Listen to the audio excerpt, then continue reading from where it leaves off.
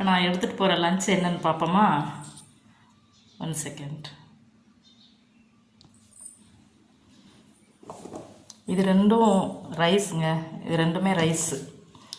அப்புறம் இது ரசம். இது வந்து கோஸ். நான் இன்றைக்கி தேங்காய் அரைச்சி போடல, அப்படியே மிளகா வெங்காயம் மட்டும் போட்டு அப்படியே வதக்கிட்டேன். இது நல்லா டேஸ்ட்டாக இருக்கும். ரைஸ்க்கு அப்படியே பிசைஞ்சு சாப்பிட்றதுக்கு குழம்பு கூட தேவையில்லை. இது வந்து மார்னிங் பிரேக்ஃபாஸ்ட்டுக்கும் மத்தியானத்துக்கு கூட 2 பீஸ் வச்சுக்குவேன். இது நல்லா ஹெல்த்தியான பிரேக்ஃபாஸ்ட்டுங்க.